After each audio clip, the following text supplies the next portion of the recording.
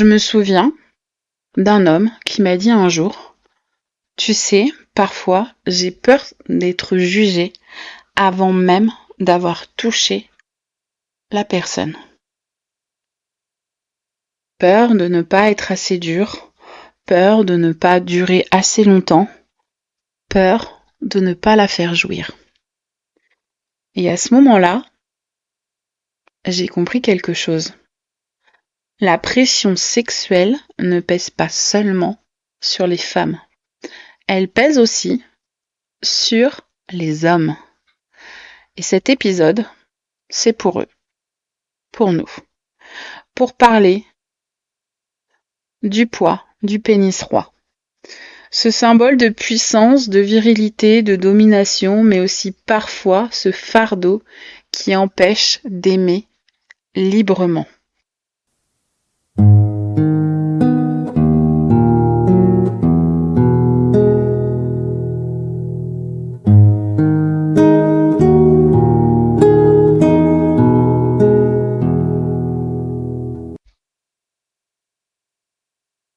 Depuis tout petit, on apprend aux garçons que la sexualité, c'est l'action.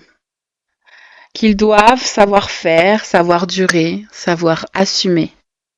Dans les films, dans les séries, dans les blagues de vestiaire, tout tourne autour d'un organe, le pénis. Et souvent autour de sa performance. Dans le porno classique, c'est encore pire. La taille, la dureté, la pénétration, tout devient un spectacle de puissance. Comme si le plaisir masculin n'existait qu'à travers le fait de donner du plaisir, mais jamais d'en recevoir. Le sociologue français Daniel Welzer-Lang, dans son livre Les hommes aussi changent, explique que la virilité, c'est un piège.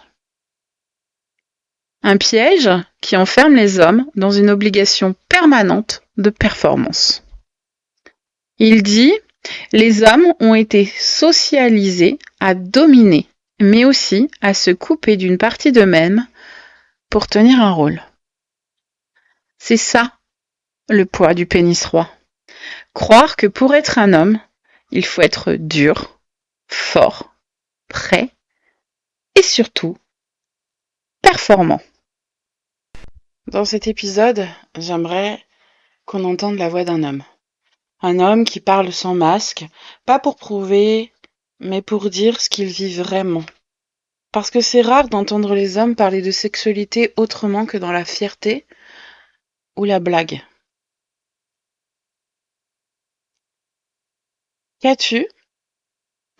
Quand as-tu ressenti pour la première fois qu'on attendait quelque chose de toi sexuellement ?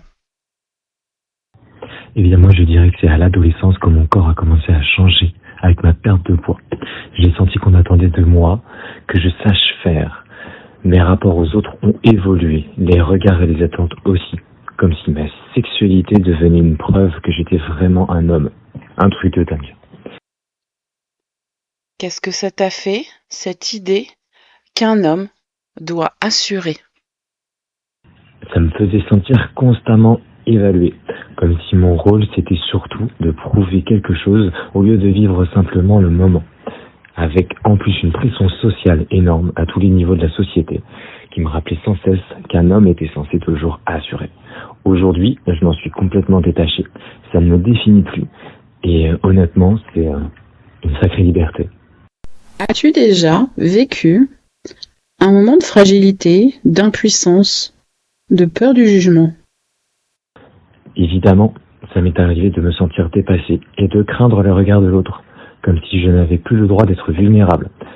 Et à ça s'ajoutait la consommation de tabac, qui joue clairement sur les performances sexuelles et renforce le stress de ne pas être à la hauteur. Alors qu'en arrêtant, eh bien, le corps retrouve ses capacités, souvent même avec plus de confort et de plaisir qu'avant. Comment tu perçois ton plaisir aujourd'hui ? Est-ce qu'il est encore lié à la performance ? Aujourd'hui, j'essaye vraiment de détacher mon plaisir de la performance pour en faire un espace où je peux être moi-même, avec mes limites, sans devoir tout contrôler. C'est devenu un jeu à deux quelque chose qu'on construit avec le partenaire, plutôt qu'un concours silencieux où chacun se sent obligé de montrer qu'il fait mieux que l'autre. Et si tu pouvais parler au petit garçon que tu étais, qu'est-ce que tu lui dirais sur le fait d'être un homme ? Je lui dirais qu'être un homme, ce n'est pas cocher des cases, c'est avoir le droit d'avoir peur, de douter, de demander de la tendresse et de rester digne quand même. Et que la honte ne l'aidera jamais à avancer. Ce qui compte, c'est d'être assez fort pour rester lui-même, même quand il se sent fragile. Je remercie mon chat d'avoir bien voulu répondre à mes questions. On parle souvent de la charge mentale sexuelle des femmes, mais il y a aussi une charge virile chez les hommes. Une étude menée par Sébastien Dupont, psychologue à Strasbourg, montre que plus de 60% des hommes interrogés ont déjà ressenti de la honte ou du stress à propos de leur performance sexuelle. Et cette honte, elle tue. Parce qu'un homme qui doute, un homme qui échoue, c'est un homme qu'on dit pas viril. Résultat, des troubles d'érection liés à l'anxiété, une peur du regard de l'autre et souvent un silence énorme. Et puis, il y a aussi les femmes, les partenaires, qui culpabilisent, qui se demandent si c'est elles le problème, alors que le sexe, ce n'est pas une performance à deux, c'est une rencontre. Et dans une rencontre, parfois, on bafouille. Et c'est ok. Et si la virilité, ce n'était pas la dureté, mais la présence. Si être un homme, c'était aussi pouvoir se laisser toucher, se laisser aller, ressentir et vibrer. Des sexologues comme Thérèse Argot ou Catherine Blanc le disent depuis des années. La puissance, ce n'est pas la rigidité, c'est la conscience. Le plaisir masculin, ce n'est pas qu'une question d'érection, c'est une question de connexion, de souffle, de peau, de lenteur, d'abandon aussi. Parce que la vraie puissance, c'est celle qu'on partage, celle qui ne cherche pas à dominer, mais à ressentir.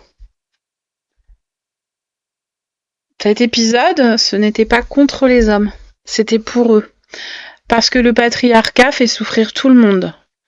Il enferme les femmes dans la peur de ne pas plaire et les hommes dans la peur de ne pas assurer. Alors peut-être qu'il est temps de libérer les hommes de ce fardeau, d'arrêter de mesurer la virilité à la dureté et de la redéfinir dans la tendresse. Le courage, ce n'est pas d'être fort. Le courage, c'est oser être tendre. Et peut-être que c'est là, dans cette tendresse partagée, qu'on retrouvera enfin la vraie puissance du désir. Je te remercie d'avoir écouté cet épisode, et s'il t'a touché, partage-le à quelqu'un qui a besoin d'entendre qu'il n'a rien à prouver. À très vite, cœur vaillant.